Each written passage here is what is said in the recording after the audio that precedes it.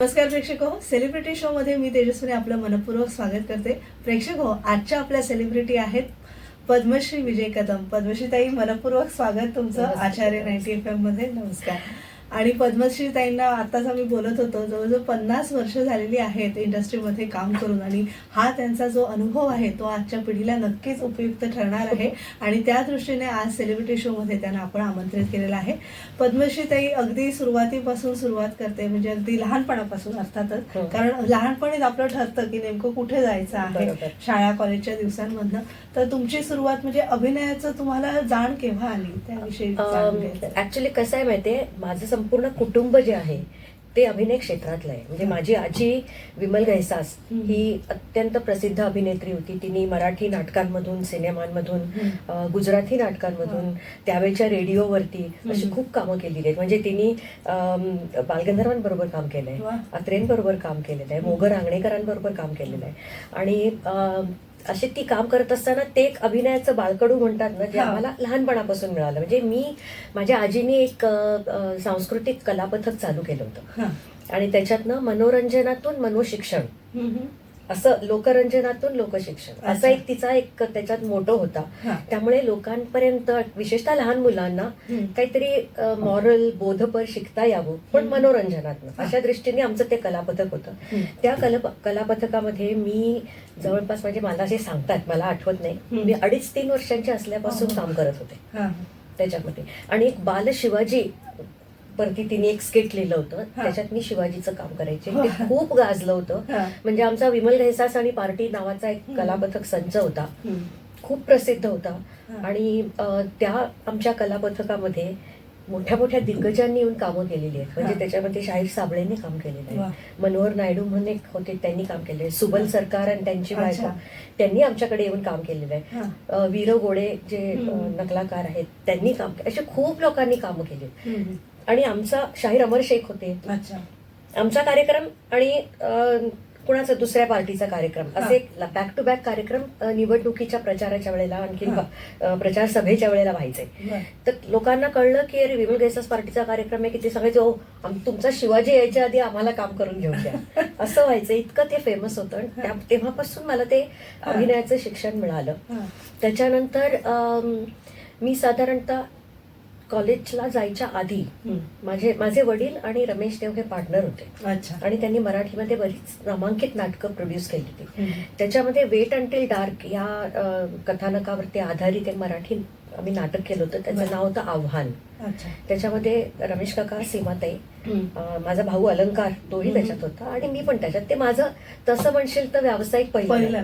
त्याच्या आधी मी साहित्य संघाचं पाणीग्रहण नाटक जे होतं त्याच्यात एक छोटीशी भूमिका केली होती. प्रोफेशनली काही प्रयोग केले होते, पण ते आव्हान माझं पहिलं नाटक. ते आलं 77 साली, आणि मी चाइल्ड आर्टिस्ट म्हणून काम केलं होतं. ते 67 साली सुरुवात केली. हा स्वर्ग 7 पावलांचा कालेलकरांचं नाटक होतं.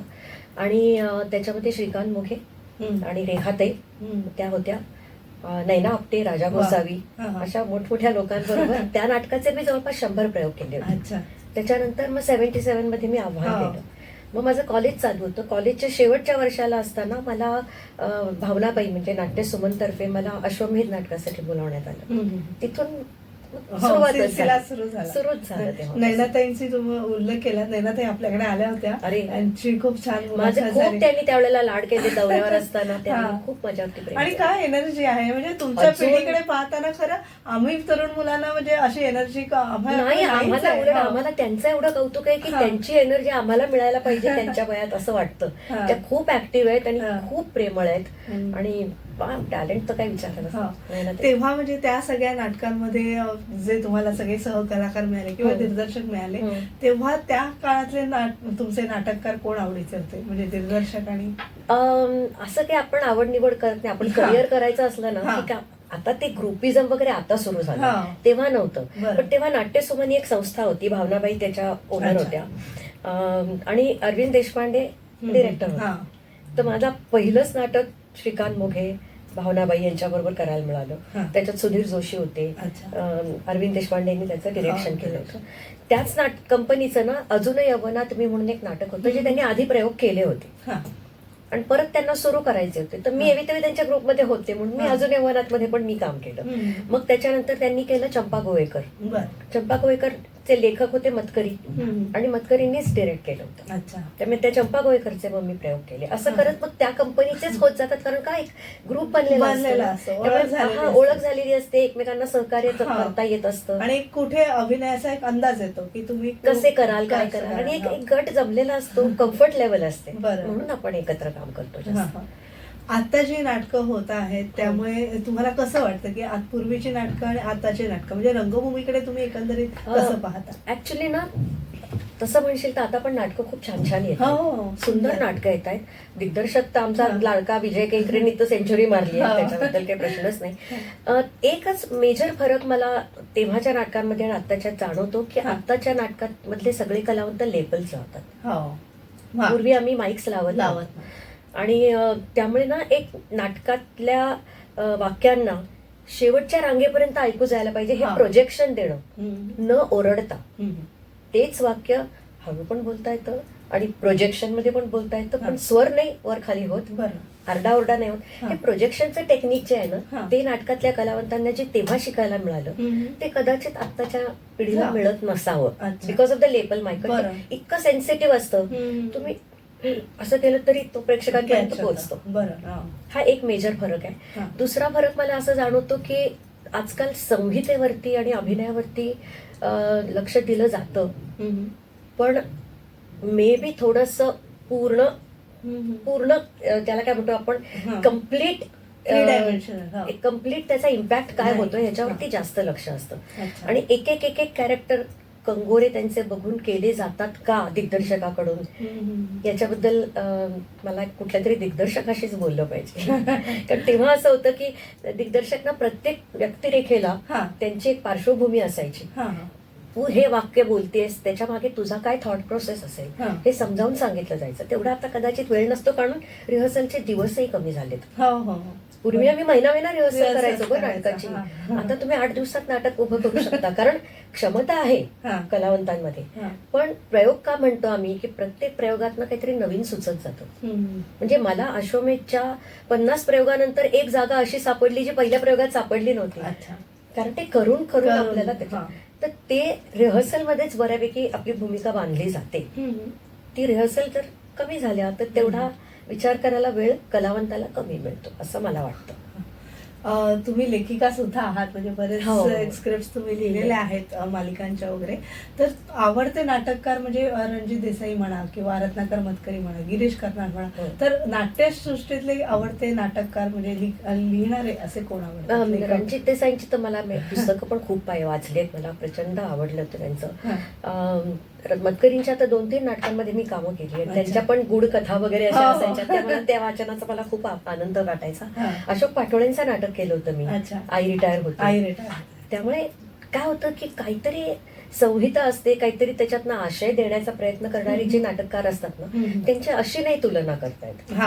ते सगळेच त्यावेळेचे जे प्रत्येक जण वेगळे. आता तुला सांगते ना, नीरज शिरवईकरचं नाटक आहे 2 वाजून 22 मिनिटांनी. त्याचा मी प्रयोग बघितला आणि मी जेव्हा बाईट दिले तेव्हा मी म्हटलं की शेवटच्या घटकेपर्यंत त्यातला सस्पेन्स कळत नाही. आणि हे मराठी लेखकाच्या लेखणीतनं निघालेलं इतकं उत्कृष्ट नाटक आहे की मला खूप अभिमान वाटला की हे नीरजनी लिहिलं. आवडलं मला खूप ते नाटक. तर असेही काही प्रतिभावंत आहेत लेखक आताही. अभिराम भडकमकर खूप छान लिहितो, त्यांनी लिहिलेली काही नाटकं म्हणजे मला वाटतं ह्याचं होतं त्याच्यामध्ये चिन्मय मांडलेकरनी आणि गिरीश ओकचं नाटक होतं, मी नाव विसरते. ते मी 2दा-3दा नाटक बघितलं, अभिराम लिहिलं, खूप सुंदर नाटक आहे. तर अशा खूप काही चांगल्या कलाकृती येत आहेत अजूनही. नक्की. अर्थातच आता मालिकांकडे वळूया.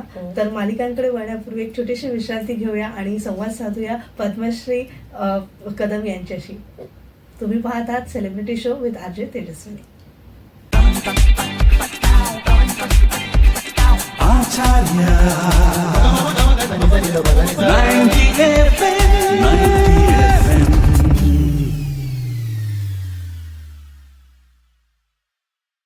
त्यानंतर तुम्हा सगळ्यांचं पुन्हा एकदा स्वागत. तुम्ही पाहता celebrity show with RJ Tejaswini आणि आज आपल्या सेलिब्रिटी आहेत पद्मश्री कदम. पद्मश्री ताई, आता अर्थातच नृत्याचं शिक्षण देखील तुम्ही घेतलेलं आहे, तर नृत्याकडे कधी वळलात आणि नृत्य कधी शिकलात? मी मगाशी सांगितलं ना की आमचे विमल घैसास पार्टी नावाचं जे कलापथक होतं त्याच्यामध्ये आम्ही काही स्किट्स असायचे, काही नृत्य असायचे, काही गाणी असायची. तर त्याच्यामध्ये जसं मी बाल शिवाजी करायची तशाच मी त्याच्यामध्ये एक डान्स पण करायची. अच्छा. माझी मावशी जी आहे सुधा कानडे, ती पूर्वीची सुधा घैसास, ती पण अभिनेत्री होती. तिने नाटकांमधनं कामं केली.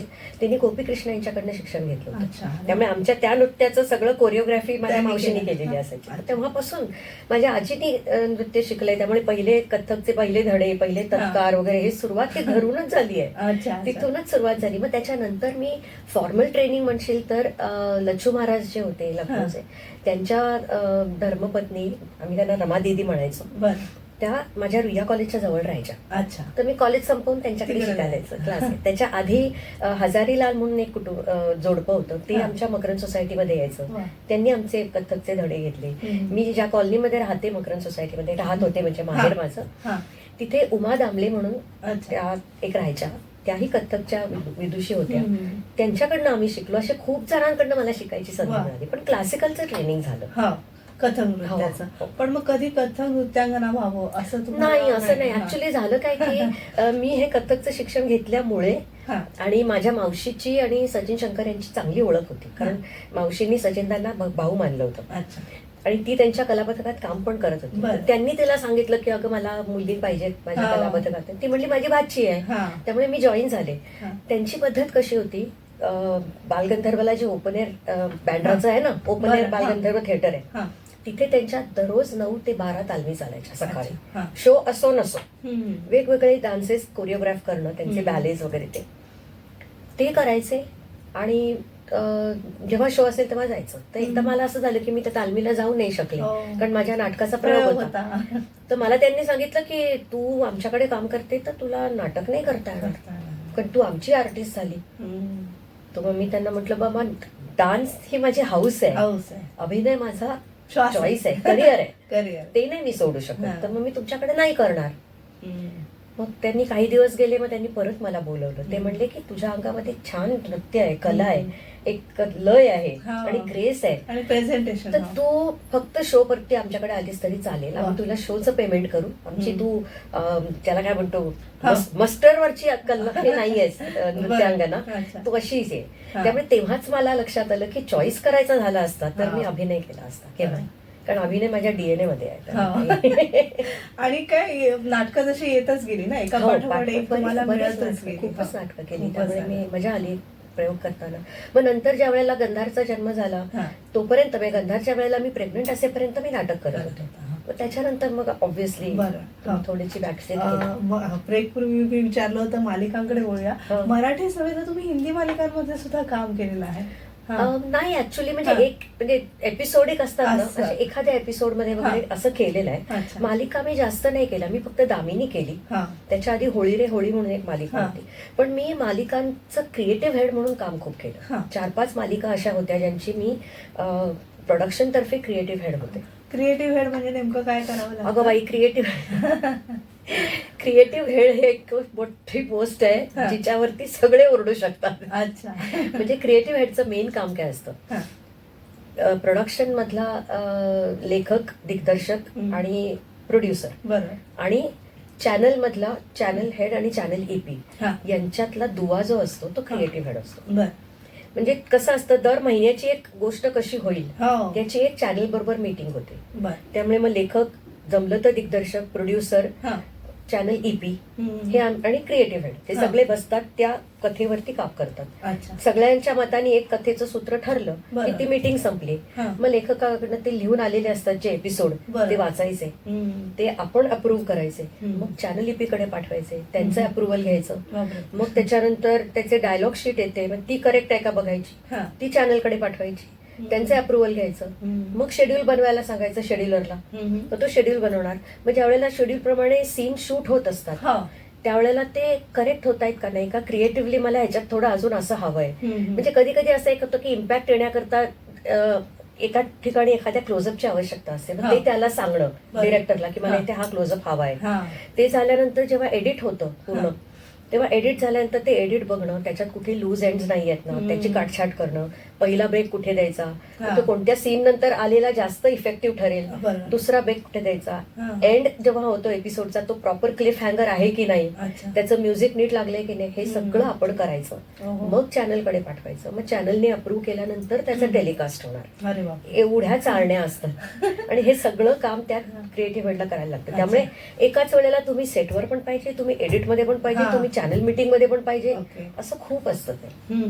खरं आपण 30 मिनिटाचा एक एपिसोड पाहतो पण हो. त्याच्या मागे एवढ्यांचे हात आणि एवढ्यांचे सगळे कष्ट असतात. आणि त्याच्यात हा. 30 मिनिटाच्या त्या स्लॉट मध्ये ना ऍक्च्युली शॉर्ट फुटेज जे असतं ते 23 मिनिटाचं असतं. हा.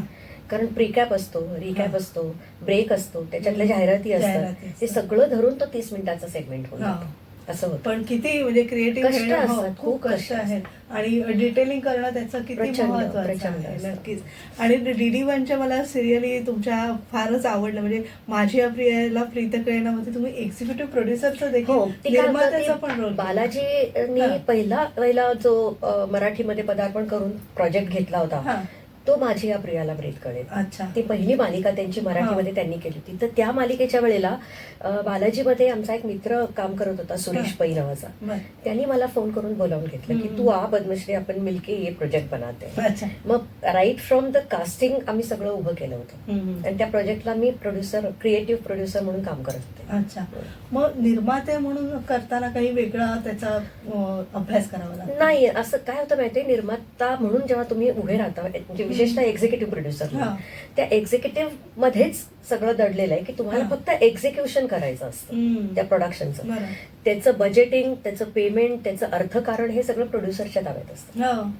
त्यांनी आपल्याला एक बजेट दिलेलं असतं, हा. त्यांनी आपण सजेस्ट केलेले जे कलावंत असतात बरं. कास्टिंग करता हा. त्यांच्याशी आर्थिक व्यवहार प्रोड्युसरनी बोललेले असतात, पैसे त्यांचे त्यांनी ठरवलेले ठरवलेले असतात, असतात. शेड्यूल ऑफ पेमेंट त्यांनी ठरवलेलं असतं. हा. आपल्याकडे माझा आता सेट लागलाय हम्म. आणि ह्या सेटवरती मला 30 दिवस शूट करायचंय. हम्म. मग ते शूट नीट होतंय की नाही, हो. कुणाची काही अडचण आहे का, कधी काही इमर्जन्सी येऊ शकते, काही मेडिकल इमर्जन्सी येऊ शकते, हम्म. काही होऊ शकतं. अशा वेळेला शूटिंग अडू न देता हा. त्यालाही मोकळीक द्यायची आणि तो वेळ कसा भरून काढायचा, दुसरं हा. काही शूट करता येते का, बरं. ह्याला एक्झिक्युशन ऑफ प्रोडक्शन जे म्हणतात ते करावं लागतं. हो. आणि अर्थातच तुम्ही मी तुम्हाला पाहिलं ते दमदमा दम मध्ये तुम्ही ते हो, judge. परीक्षक मध्ये पण होता, त्या भूमिकेतही गेला. म्हणजे किती वर्सटाईल तुमचा सगळा ग्राफ राहिला. काय होतं माहितीये, आपल्याला मी तुला याच्यावर एक छोटीशी हे सांगते, गोष्ट सांगते. आपल्याकडे एमबीबीएस करून डॉक्टर जे परदेशात जातात ना, हा. त्यांना ना डॉक्टरकीचं सर्वांगीण ज्ञान असतं. अच्छा. हा. म्हणजे माझ्या ओळखीच्या एक आहेत, त्या मँचेस्टरमध्ये डॉक्टर म्हणून गेल्या हम्म. आणि त्या एका मोठ्या हॉस्पिटलमध्ये प्रॅक्टिस करत होत्या हम्म. आणि त्यांची एक स्पेशालिटी होती, म्हणजे त्यांनी हा. स्पेशलायझेशन करूनच त्या तिकडे गेल्या होत्या. बरं. पण त्या अशाच त्यांच्या केबिनमध्ये बसलेल्या असताना त्यांना समोर एक पेशंट दिसला, तो हा. थांबला होता. तर त्यांनी जाऊन सहज चौकशी केली, हा. इंडियन दिसला हा, म्हणून बरं. चौकशी केली, का रे तू का थांबलाय. तेवढे नाही मला ना त्यांनी काही टेस्ट करायला सांगितलंय. हा. तर तिने असं बघितलं त्याच्याकडे, डोळे पिवळे दिसत आहेत, नको बघू, हा. तुला जॉन्डिस आहे, तू जॉन्डिस त्याची आहे. टेस्ट कर. हे हा. कसं झालं, कारण आपल्याला सर्वांगीण असतं. हा. तसं मी विमल गैसास पार्टीमध्ये जेव्हा काम करत बरं. होते हा. तेव्हा हे सर्वांगीण बाळकडू मला मिळालं होतं. हम्म. त्याच्यात डान्सही येत होता, बरं. त्याच्यामध्ये माझी आई स्वतः व्होकल म्युझिक घेऊन एमए झालेली होती, अच्छा. त्यामुळे गाणं घरात होतं. हम्म. माझे वडील लेखक आहेत, त्यामुळे लेखन घरामध्ये लेखनाचं पण होतं. आहे. माझी आजी, माझी मावशी अभिनेते होत्या, हा. अभिनय घरामध्ये होता, बरं. सगळंच घरामध्ये होतं.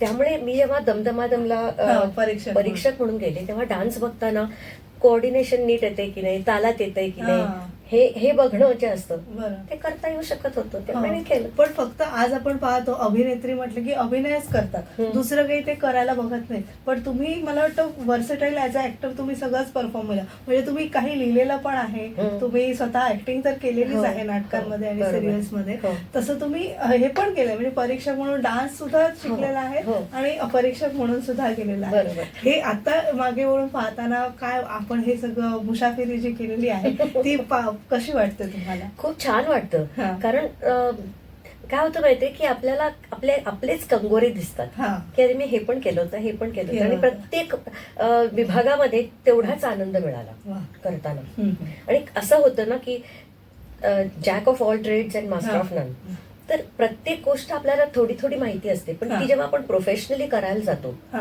तेव्हा त्याच्यातल्या आणखीन काही डिटेल्स आपल्याला कळतात. हम्म. त्यामुळे आपल्याही ज्ञानामध्ये वृद्धी होत असते. हा.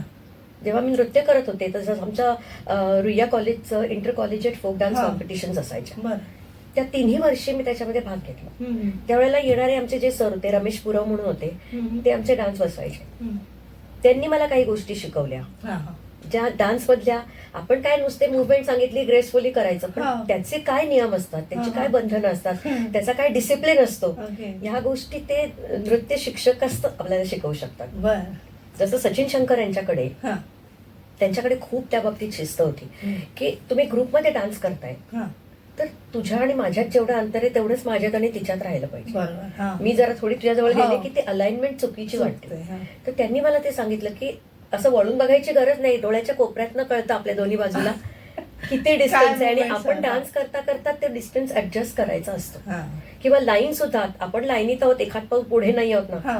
हा जो डिसिप्लिन असतो बरोबर.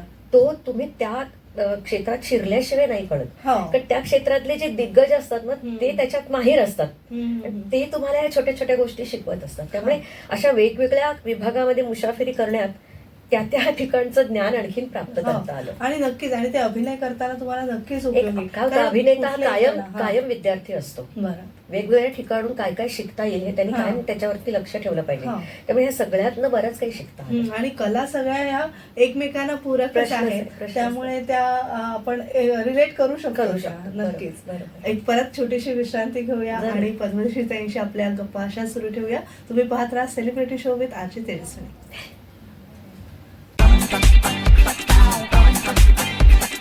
Acharya 90 FM 90 FM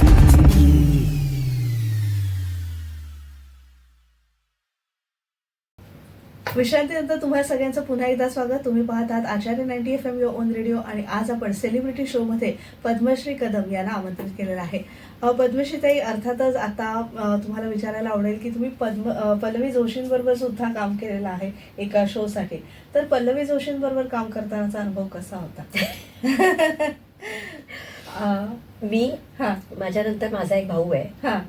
जो मास्टर अलंकार म्हणून मराठी हिंदी चित्रपटांमध्ये खूप फेमस होता. हा. तो माझा धाकटा भाऊ. हा. आणि आमची तिसरी बहीण आहे माझी, अच्छा. ती पल्लवी जोशी. पल्लवी जोशी. त्यामुळे ओके. ती माझी बहीण असल्यामुळे बहीण असल्यामुळे. लहानपणापासूनच आम्ही एकत्र आहोत. एकत्रच वाढला. हा. आणि तिच्या बरोबर मी काम केलं, म्हणजे अभिनय नाही केला आम्ही एकत्र. हा. हा. तिचं प्रोडक्शन होतं बरं. हा. असंभव.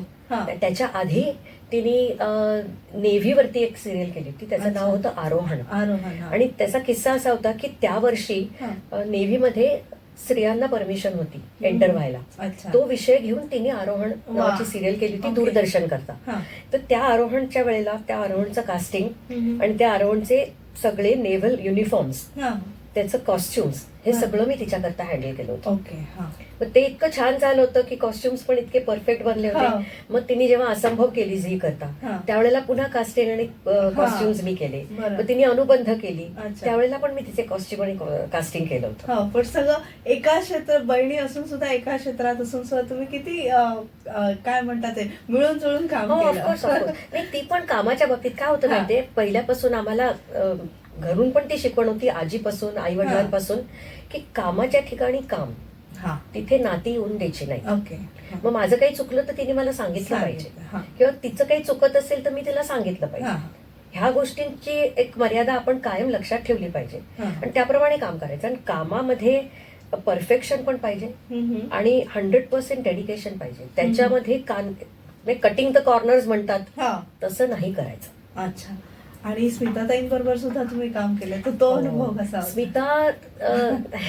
स्मिताची सिरियल चालू होती सुहासिनी, सुहास. आणि त्यांचं पहिलं पर्व संपलं होतं ओके. आणि दुसरं पर्व सुरू व्हायचं होतं. त्यामुळे लीप घेतला होता त्यांनी. हम्म. पहिली सुहासिनी छोटी होती, अच्छा. नंतर मोठी झाली ती. त्याचं हा. कास्टिंग जेव्हा केलं तेव्हा प्राजक्ता माळीला आम्ही त्याच्यात सिलेक्ट केलं होतं. बरं. तर ती त्याच्यामध्ये मोठी सुहासिनी होती. हा.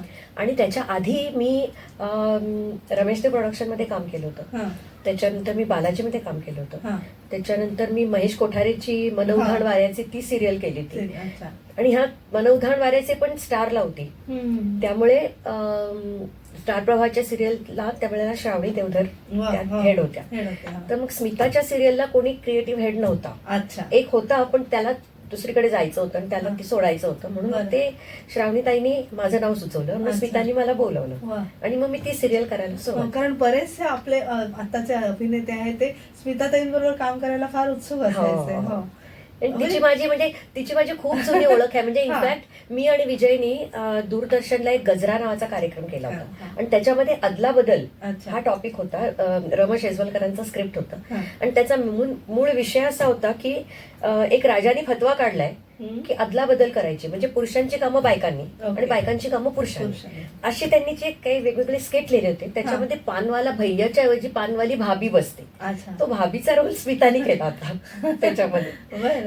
तर इतकी जुनी ओळख आहे आमची हा.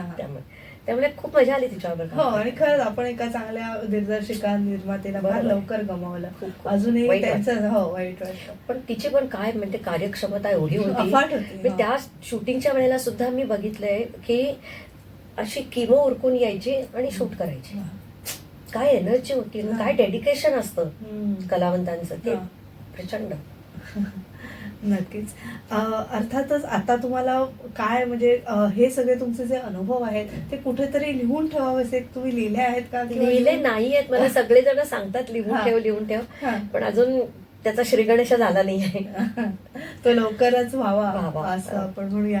आणि नक्कीच तुम्हाला मराठी आणि हिंदी म्हणजे मालिका म्हणा किंवा नाट्यसृष्टी म्हणा हम्म. काय तफावत जाणवते, आपण काय अजून काय केलं पाहिजे असं वाटतं? नाट्यसृष्टी म्हणशील तर मी हिंदी नाटकांमध्ये जास्त काम नाही केलं तेव्हा हम्म. पण जेव्हा करत होते त्यावेळेला ते एक अमेचर थिएटर होतं म्हणजे ते हा. त्याच्यात तुम्हाला नाईट नव्हती मिळत. बरं. अच्छा. तुम्ही हाऊस म्हणून करायचं. म्हणून. म्हणजे हा. पृथ्वी थिएटरला पण मी जेव्हा शो केले अच्छा. ते हाऊस म्हणून करायचं हा. सगळ्यांनी एकत्र येऊन. बरं. मराठी पहिल्यापासूनच प्रोफेशनल आहे हम्म. म्हणजे मराठी व्यावसायिक रंगभूमी खूपच हम्म. प्रज्वलित आहे. हम्म. त्यामुळे त्याच्यात तुम्ही काम केलं की ते हो. तुम्हाला नाही सगळीकडे मिळते, दखल तुम्ही- हा, घेतली. सगळीकडे तुम्ही इमिजिएटली Established व्यावसायिक होता. कलावंत होता. होता. बरं. आता मराठीचा सुद्धा एक प्रायोगिक भाग आहे भाग आहे. छबिलदासचा हा. तोही आहे पण- आविष्कारचा. आविष्कारचा त्या आविष्कारच छबिलदास मध्ये अच्छा, राहायचं सगळं. रूपांतर. पण हा. अनफॉर्च्युनेटली त्या प्रायोगिक ह्याच्यामध्ये मला कधी उतरता नाही आलं. ओके. हा. माझी सुरुवात जी झाली ती ते व्यावसायिकच व्यावसायिकपासूनच झाली. झाली. हा.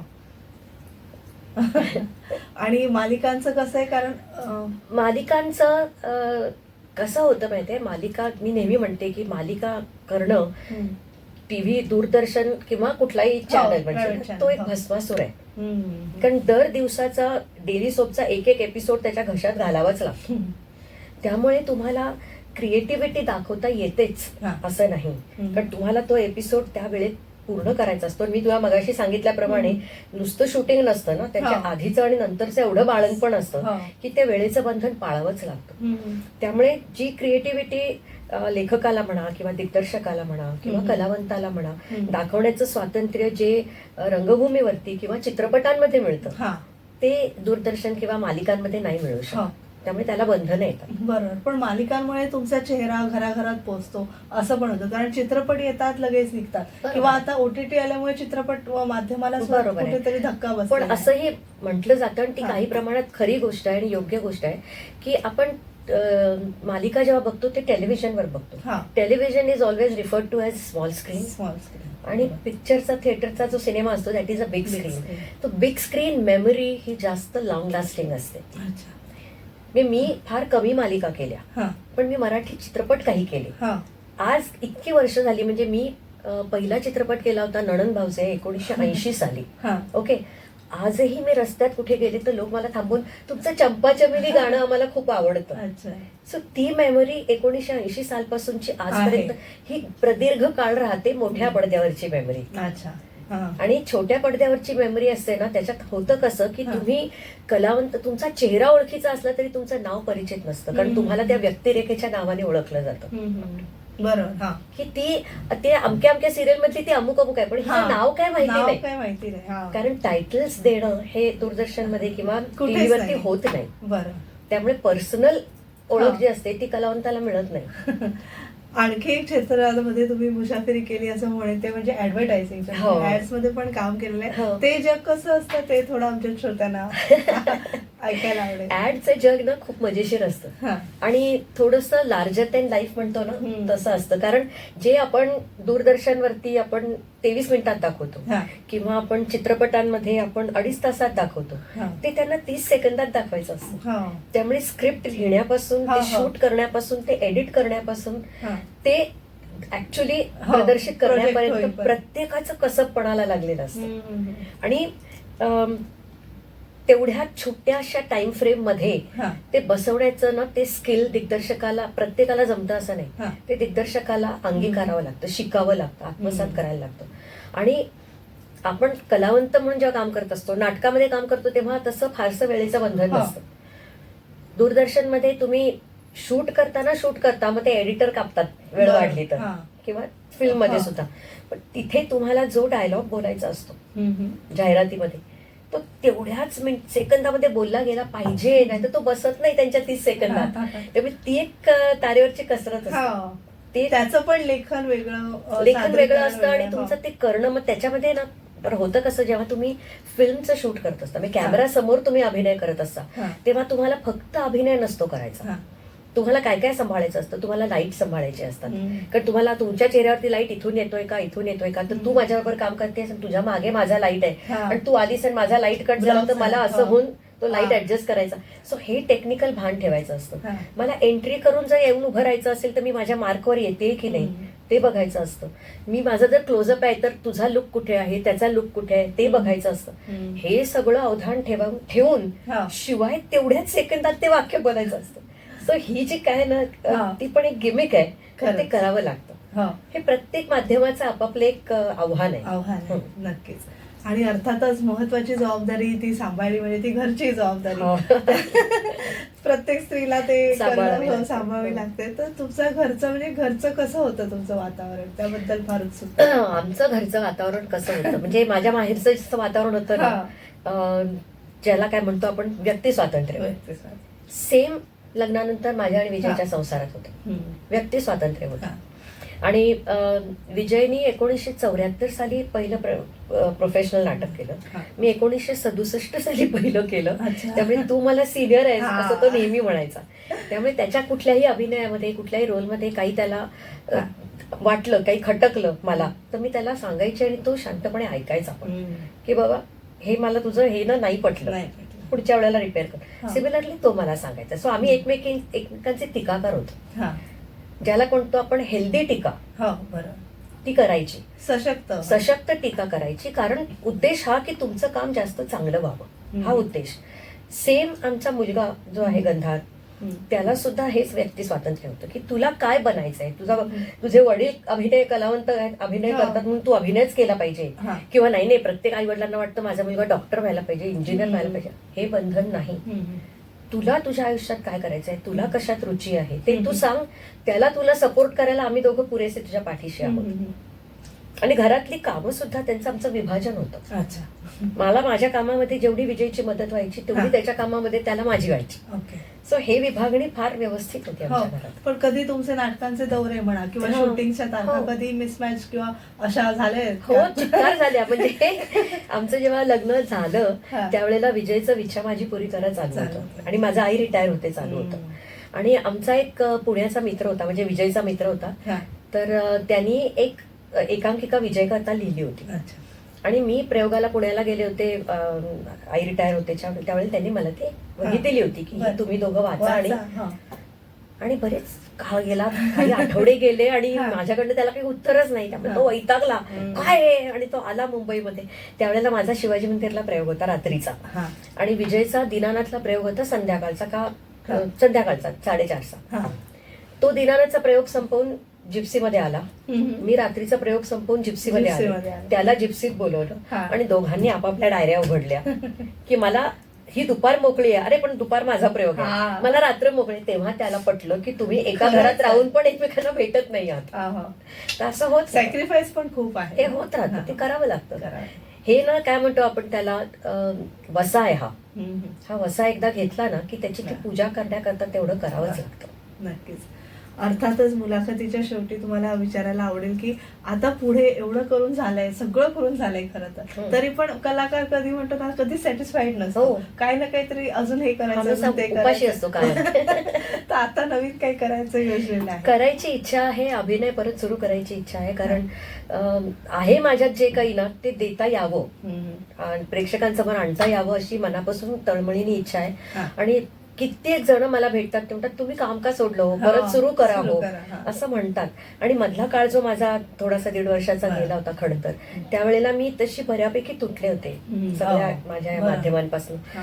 तर आता त्याच्यातनं पुन्हा गाडी रुळावर आणून बरं. पुन्हा सुरू करायला पाहिजे. पाहिजे. आणि त्या दृष्टीने मी भेटते पण आहे. माझे मित्र, हा. अनेक मित्र आहेत आपल्या इंडस्ट्रीमध्ये, सगळ्यांना सांगून झालेलं आहे, पण त्यांच्याकडे सुद्धा जोवर प्रोजेक्ट येत नाही बरं. आणि त्याच्यात माझ्या जोपतं काही काम येत नाही तोवर बरं. ते मला कसं बोलवणार. राईट. पण ते बोलावतील अशी माझी खात्री आहे हा. आणि मी त्याची वाट पाहते. हो. आणि स्वतःला मेंटेन कसं ठेवलंय, म्हणजे अभिनेत्री म्हणून किंवा एक कलाकार म्हणून? माझा आणि विजयचा ना पहिल्यापासून म्हणजे गेली कित्येक वर्ष हा. एक अभ्यास म्हणून आम्ही वेगवेगळ्या देशांमधल्या वेगवेगळ्या भाषांमधल्या प्रोजेक्ट आम्ही घरी बघायचो. अच्छा. इंटरनॅशनल पिक्चर्स बघायचे, इंटरनॅशनल टीव्ही शोज बघायचे, वा. साऊथ इंडियन फिल्म्स बघायच्या, गुजराती बघायच्या, काही काही भोजपुरी बघायच्या, हा. मराठी तर बघायच्याच कारण हो, आपली भाषा आहे, आपलीच हिंदी भाषा. बघायच्या. हा, हा. त्यामुळे प्रत्येक भाषेमध्ये काय टेक्निक आहे, अभिनयाचं काय आहे, त्याच्यातनं काही नवीन शिकता येतंय का, हा एक अभ्यास म्हणून बघायचा. आणि मग त्याप्रमाणे काही काही पॉडकास्ट मी पाहिले. वा. एक मला त्याचं नाव नीट आठवत नाही, पण एक राऊंड टेबल कॉन्फरन्स होते अच्छा. कलावंतांची, बरं. दिग्दर्शकांची, हा. अभिनेत्रींची. ही फॉरेन मधल्या हॉलिवूडच्या लोकांची पण होते, हिंदी लोकांची पण होते. बरं. ते बघितलं ना की त्याच्यात येणारे सगळे कलावंत किंवा दिग्दर्शक ना आपापले अनुभव सांगत असतात. अच्छा. त्यातून खूप शिकायला मिळतं. बर. आणि हा एक व्यासंग आहे, आवड आहे. म्हणजे मी आणि विजय जेवण झाल्यानंतर रात्री तासभर काही बघितल्याशिवाय मला झोपच यायची नाही. वा. तर ती एक रुटीन म्हणून सवय लागली. नवीन विषय सुचतात, नवीन संकल्पना तयार होतात, हा. अशा बऱ्याच गोष्टी होतात. तसं मेंटेन करायचं. नक्कीच पद्मश्रीताई, तुम्ही आज आमच्या आचार्य 90 FM स्टुडिओमध्ये आलात आणि आमच्या सेलिब्रिटी शो मध्ये सुंदरशी मुलाखत दिली, त्याबद्दल मनपूर्वक आभार, धन्यवाद. थँक्यू. Thank you. थँक्यू. प्रेक्षक हो, आज सेलिब्रिटी शो मध्ये पद्मश्री विजय कदम यांना आपण आमंत्रित केलं होतं. पुन्हा एका नवीन सेलिब्रिटीसह भेटूया पुढील सेलिब्रिटी शो मध्ये. तोवर मी आरजे तेजस्विनी तुमचा निरोप घेते. धन्यवाद.